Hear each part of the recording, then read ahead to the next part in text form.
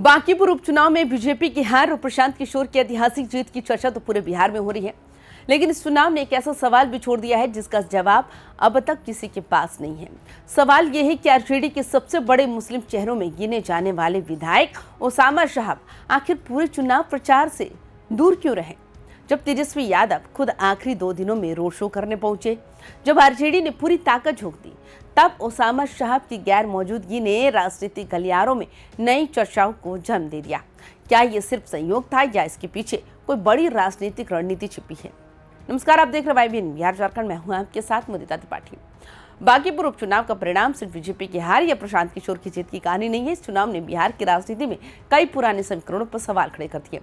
सबसे बड़ा झटका बीजेपी को लगा, लेकिन आरजेडी भी इस चुनाव में उतना ही कमजोर दिखा। वजह यह है कि तेजस्वी यादव ने चुनाव के अंतिम दौर में खुद प्रचार किया, रोड शो किए, लेकिन इसके बावजूद पार्टी उन इलाकों में भी मजबूत प्रदर्शन नहीं कर सकी जहां परंपरागत रूप से उसके एमवाई यानी मुस्लिम यादव व वोट बैंक की अच्छी मौजूदगी मानी जाती है। मंदिर, सब्जीबाग, पाकरगंज, लोदीपुर, करबिघिया, गोरिया टोली और लुहानीपुर जैसे इलाकों में आरजेडी को अपेक्षित बढ़त नहीं मिल सकी। यही वजह है कि अब ये चर्चा तेज हो गई है, क्या मुस्लिम मतदाताओं का एक हिस्सा नए राजनीतिक विकल्प की ओर देखने लगा है। प्रशांत किशोर लगातार शिक्षा, रोजगार और बेहतर शासन जैसे मुद्दों को उठाते रहे हैं और उनकी जीत के बाद ये बहस और भी तेज हो गई है कि क्या युवाओं के साथ साथ मुस्लिम मतदाताओं का भी एक वर्ग जनसुराज की ओर आकर्षित हो रहा है। इसी बीच सबसे ज्यादा चर्चा जिस बात की हो रही है वो है उसामा साहब की गैर मौजूदगी। उसामा साहब बिहार विधानसभा में आरजेडी के प्रमुख मुस्लिम चेहरों में गिने जाते हैं। पटना की राजनीति में भी उनकी सक्रियता देखी जाती रही।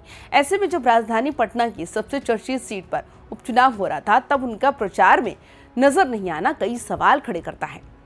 उसामा की अनुपस्थिति को लेकर अलग अलग तरह की चर्चाएं हो रही हैं। कुछ लोगों का मानना है कि 2024 के लोकसभा चुनाव के दौरान जब उनकी मां हीना साहब ने सीवान से चुनाव लड़ा था, तब प्रशांत किशोर ने उन्हें चुनावी मदद की थी, लेकिन इसे कभी किसी ने स्वीकारा नहीं। एक दूसरा राजनीतिक तर्क यह भी दिया जा रहा है कि तेजस्वी यादव स्वयं चुनाव प्रचार के अंतिम चरण में ही सक्रिय हुए। ऐसे में पार्टी के अन्य नेताओं पर भी प्रचार का वैसा दबाव नहीं बना जैसा आम चुनावों में देखा जाता है। लेकिन राजनीति में धारणा भी बहुत मायने रखती है। बांकीपुर चुनाव के बाद ये धारणा जरूर बनी कि आरजेडी के कुछ बड़े चेहरे पूरी ताकत से मैदान में नहीं उतरे। इसका असर राजनीतिक संदेश पर भी पड़ा। इस चुनाव ने एक और बड़ा संकेत दिया है। बिहार की राजनीति में लंबे समय से एमवाई समीकरण आरजेडी की सबसे बड़ी ताकत माना जाता रहा, लेकिन अगर मुस्लिम मतदाताओं का एक हिस्सा नए विकल्पों की तरफ देखना शुरू करता है तो आने वाले चुनावों में इसका असर पूरे राजनीतिक समीकरण पर पड़ सकता है। प्रशांत किशोर की जीत ने यह संदेश जरूर दिया है कि बिहार में अब पारंपरिक राजनीति को चुनौती देने वाले नए चेहरे भी उभर रहे हैं। वहीं आरजेडी के लिए ये चुनाव आत्ममंथन का अवसर भी बन गया है।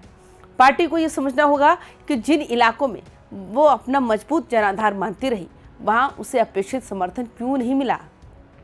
अब सबसे बड़ा सवाल यही है, क्या उसामा साहब भविष्य में इस मुद्दे पर अपनी चुप्पी तोड़ेंगे? क्या वे बताएंगे कि बांकीपुर चुनाव में प्रचार से दूर रहने की वजह आखिर क्या थी, और क्या आरजेडी इस चुनाव से सबक लेकर अपनी रणनीति में बदलाव करेगा? इन सवालों के जवाब तो आने वाले दिनों में मिलेंगे। फिलहाल इतना तय है कि बांकीपुर चुनाव ने सिर्फ एक सीट का परिणाम नहीं, बल्कि बिहार की राजनीति में कई नए सवाल भी खड़े कर दिए हैं।